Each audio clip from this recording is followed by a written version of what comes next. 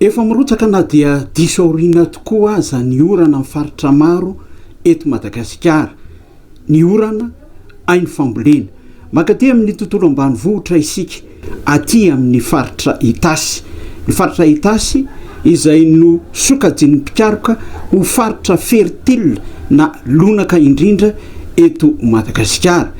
Ankoatr'izay dia voka-pikaroana ara-geografika ihany koa no nahafantarana fa Itasy no ivon'ny Madagasikara. Eto amin'ity îlot de Vierge eto Itasy ity no teboka ivon'ny Madagasikara. Itasy dia manana ny lanjany tokoa eo amin'ny lafiny famokarana.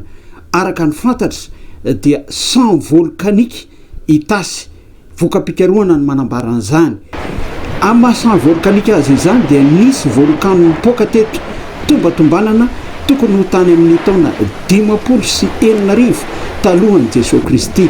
Na dia efa ela azy tahaka izao ahitantsika azy izao dia nametraka zavatra maro nivoaka avy ao anatiny ny volcan mbola hita ety Itasy ireny.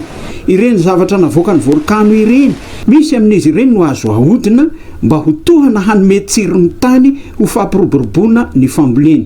Anisan'ireny ny antsoina hoe vato skorita. Ho fantaritsika ny fisian'izay aty amin'ny faritra Itasy ary ho fantaritsika koa ny hoe tahaka ny ahoana ny heveran'ny mpikaroka azy. Miarahaba antsika rehetra mpijery ny televiziona malagasy aty Itasy isika anasananao ny fanarahana ny fandaharana.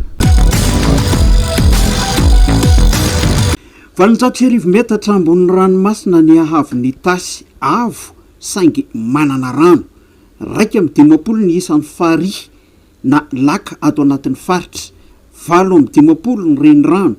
150 kilometatra toradrony velarany. 7,404 hektara ny velarana azo volena. Ny 4,704 hektara amin'ireo dia efa voavoly cultivé, izany hoe ny 4,3 mpamboliny polina mahery ny valo hetsy aty Itasy mamokatra ny tany. Ny 7,7 ny mpamboliny no voalaza fa tsy mbola mampiasa zezika amin'ny fambolena ataony. Ny 3,7 no efa mampiasa zezika organika. Ny vokatra raha volovary no hatsaraina manome 10,4 tonne isaky ny hektara. Raha ampilaharina ny tanimbary 4,704 sy 4 hektara azo ambokatra 7,7 sy 5,3 sy 3 tonne tamin'ny taona 2012. Ny vokatra rehetra dia saika miakatra tia Antananarivo avokoa. Ny mangahazo, ny tsaramaso, ny voatabia izay tena hahafantarana ny Tasy ihany koa 7,7 sy 4 hektara ny velarana voavolo voatabia aty Itasy. 3,7 sy 7 tonna ny vokatra, izany hoe manome 7,7 tonna isaky ny hektara. Totoy izay ny vokatra ara-pambolena avy aty Itasy. Tahaka ny ahoana kosa nefa ny fahafantaran'ny mpikaroka ny karazam-bato misy aty Itasy. Nidina taty fotony niaraka tamin'ny mpikaroka ny fandaharana namantatra azy ireny. Tsy anavahana fa hatrety antapitendrimohitra voavoly avokoa ary mamokatra. Ditra zany fa ny tany eto dia mamokatra tokoa, manana ny tsiro-tany mampitombo ny vokatra. Avaisa nefa nireo tany ireo avamity tendrombohitra be ity izay mety mora potika amoaka ny tsiro-tany ilaina amin'ny fambolena. Eo no miainga ny fikarohana, miainga amin'ny fitrandrahana ny tany izay hita ity atendrombohitra ity. Jerena manokana ny vato volkanika izay mandrafitra azy. Ny fitratrahana azy dia tsy mila fitaovana avolenta fa na dia amin'ny angady fotsiny ara dia afaka mitrandraka azy. Ohatra zao hitantsika eto fa dia na dia ny tanako ara dia afaka manapotika azy. Eo ampijerena azy dia efa mamaritra sahady ny azo atao amin'ireto vato volkanika ireto ny mpikaroka. Hita fa afaka anaovana zezika io vato io. Ohatran'ny zezika atao ireny zezim-pahatra ireny, ary hita tokoa fa tsara le izy.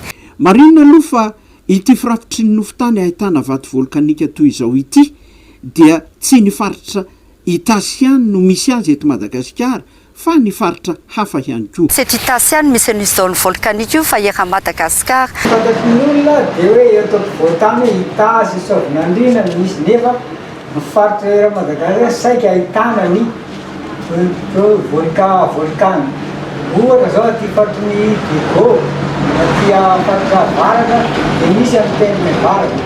Faritra Atsimo koa misy aty faritra Atsimo Androy misy volo.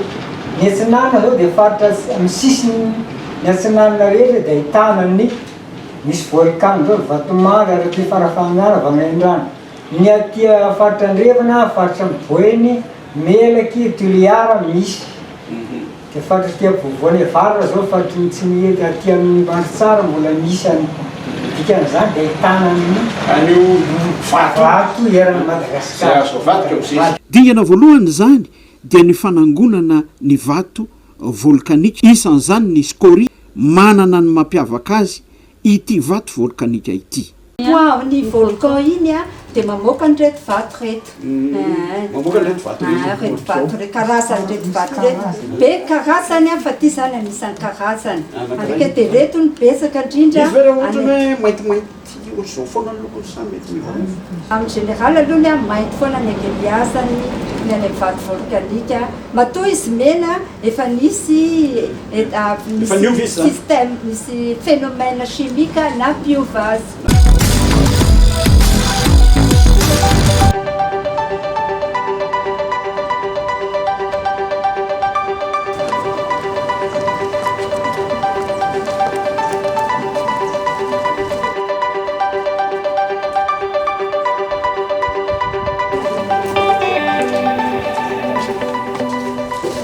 Igny zany ilay akora nentina hakaty amin'ny senerity izy iny mba havadika ho zezika azo ampiasaina amin'ny fambolena. Ahoana indray ary ny fomba hamadihana azy ho arahantsika izay satria misy dingana maromaro vao tena tonga amin'ny vokatra hoe ity ny zezika izay manaraka ny fepetra araka ny fikarohana nataony mpikaroka.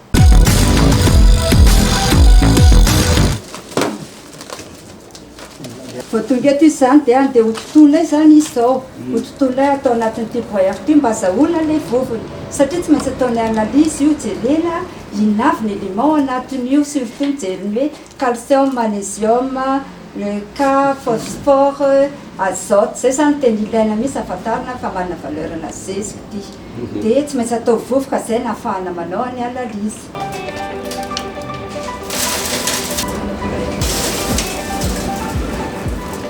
Misy taille ilaina mihitsy zany amin'izy io 0,2 mm ny taille ilaina amin'io. Dia efa manana dispositif amin'izany io machine io amoaka an'izay grain 0,2 mm zay. Satria la misy mifanandramana efa nanao essai étalon zany zay hoe grain firy mety dia hitanay fa atao amin'ny 0,2 mety alofan'ilay fanandramana rehefa avy eo. Mila potehana mihitsy zany. Mila potehana mihitsy izy lasa vovoka mihitsy. Zay mety andraisan'ilay voly azy tsara avy eo.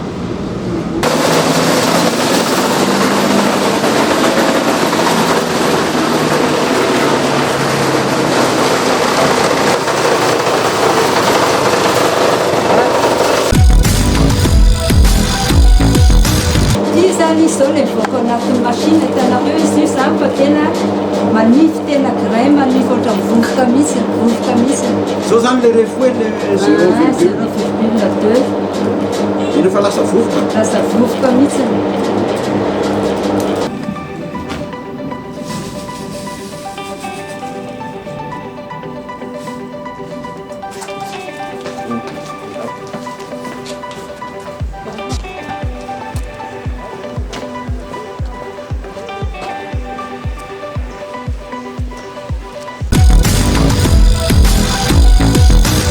Tsy vita ny fidinana ifotony ny jery ireo karazam-bato navelan'ny volcan ny mpikaroka fa nitondra azy ireny any anaty laboratoire mba ho dinihina sy ho fantarina ny ao anatiny ary ho jerena ihany koa inona ny tsy ampy ao aminy mba ho ampina mba ho entina hampiroboroboana ny fambolena voarahantsika izay amin'ny fandarana manaraka mametraka ny mandra-piona tompoko lasy tompoko vavy izany a entina atao amin'ny laboratoire chimie ty échantillon ty mba atao ny analyse chimique momba ny NPK, CA, MG, oligoélément